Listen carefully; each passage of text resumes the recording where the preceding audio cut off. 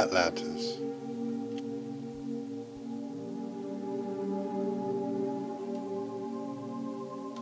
Plato describes an island nation setting in the Atlantic Ocean that could be seen outside the Pillars of Hercules. The continent was large enough to extend down into the Caribbean we have today.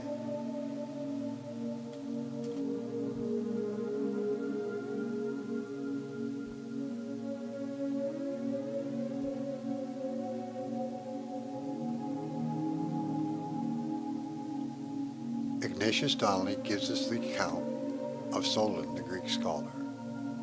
He recorded from the ancient priests of Egypt the sinking of Atlantis 9,000 years before their time, making it 15,000 years to the present.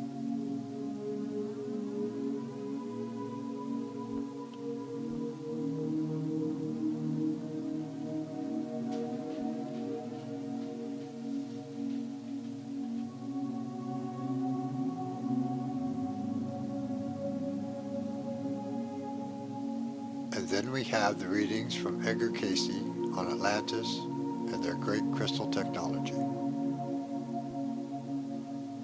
Cayce tells us the Atlanteans used crystals for healing, to power their homes, and light their temples.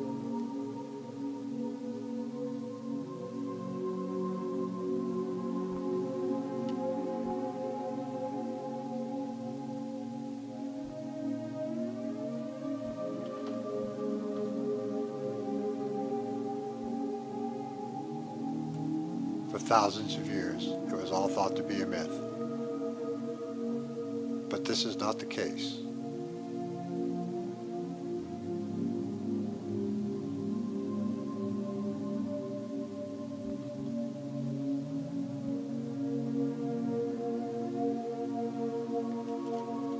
Proof of Atlantis can be found on the walls in Abydos, Egypt, in the Temple of Osiris.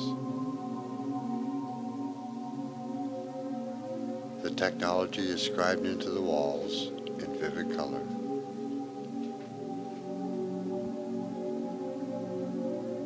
It has been lost to mankind for thousands of years until now.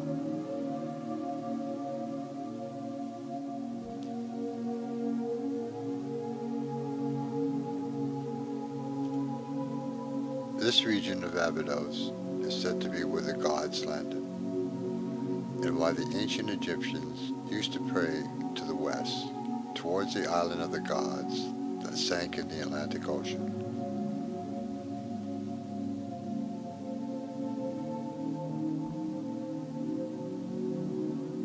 These temples are built upon older structures, lost in time and covered by the sands. They may hold the secret to Atlantis and a great civilization.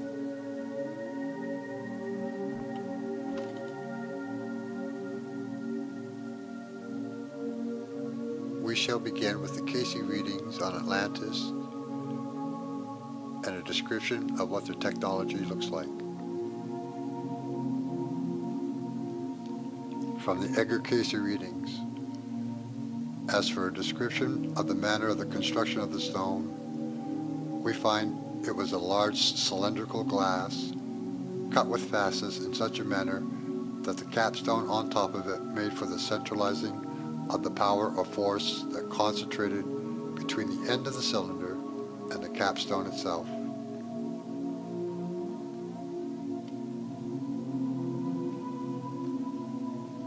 What Cayce is referring to here are the quartz crystals housed inside the capstone. The crystals are mounted in the top of the pillar itself.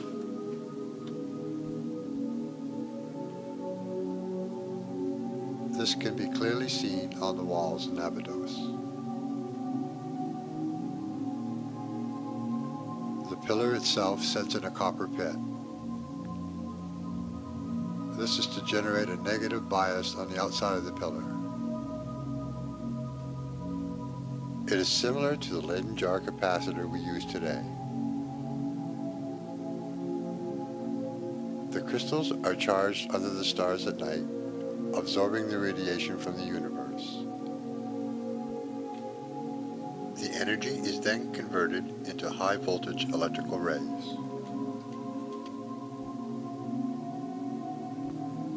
These crystals were used to charge other crystals.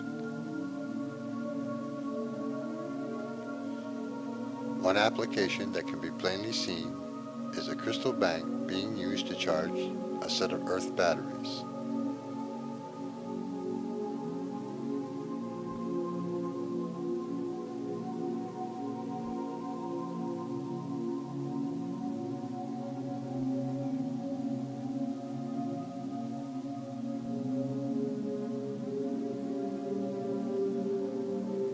This is how the ancient Atlanteans were able to light their temples.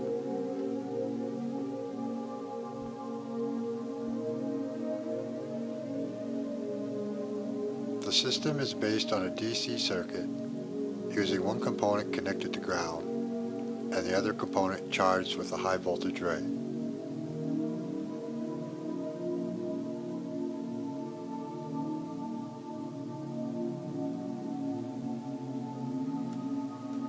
Facets are cut into the capstone to help direct the ray's output.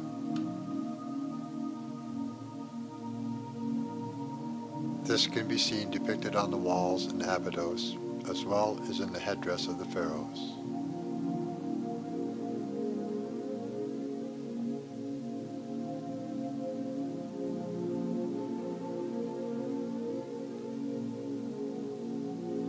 The heavy body jewelry worn by the ancient gods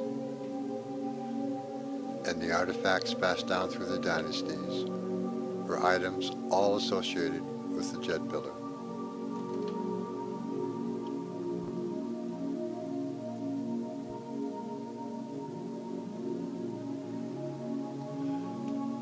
This diagram shows how the components were constructed and the activation sequence.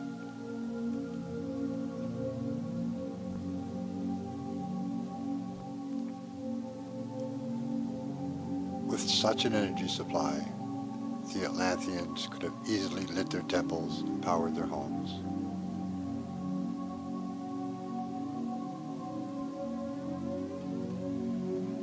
If the Casey readings hold true, we now have a great technology and a vast energy supply at our disposal.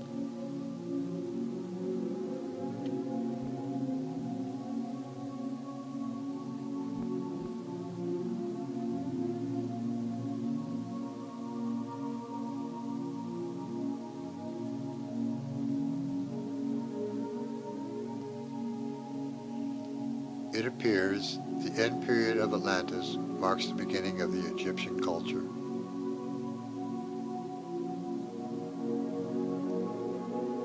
This would help explain the advanced building technologies and written language.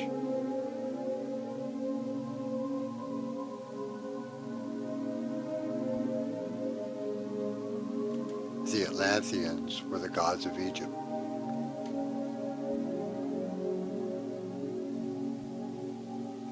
And proof of their existence is displayed on the walls in Abydos.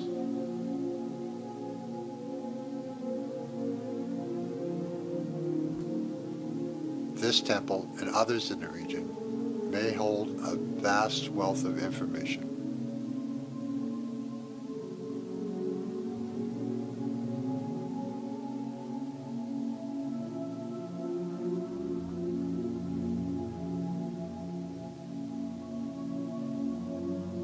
It may also help explain who really built the pyramids and the Sphinx.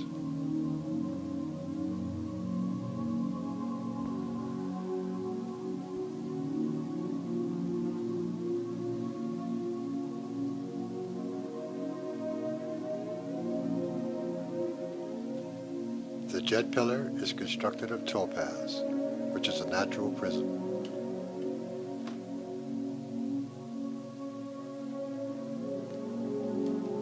To release the energy in the crystal, another shard of topaz is passed in front of the chamber. The light signal generated strikes the matrix in the crystal, and the energy is released in the form of rays. This is similar to the technology we use today in the form of light signals in our digital equipment.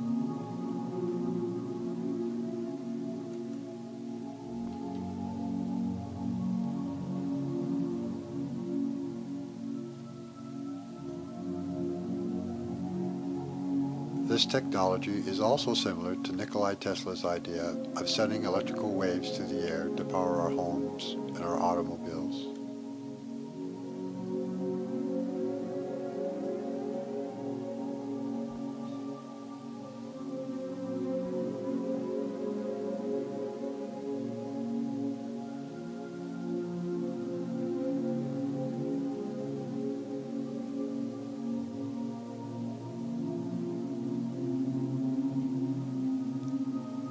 This is not the only evidence of crystal technology that exists.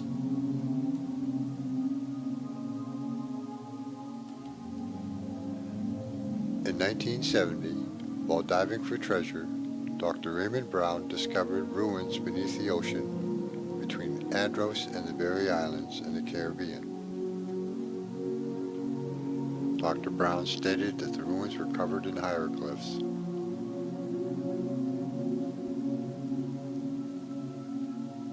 He reports entering several buildings and finding a crystal ball held between two hands mounted on a pedestal.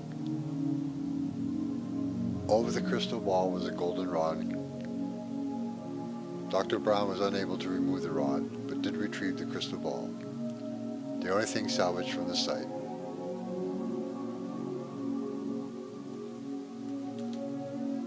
Soon after, a storm covered the ruins and the location was lost. The crystal exhibited properties of being able to repel stainless steel. It was examined by Marcel Vogel, a crystallologist who worked for IBM for over 20 years.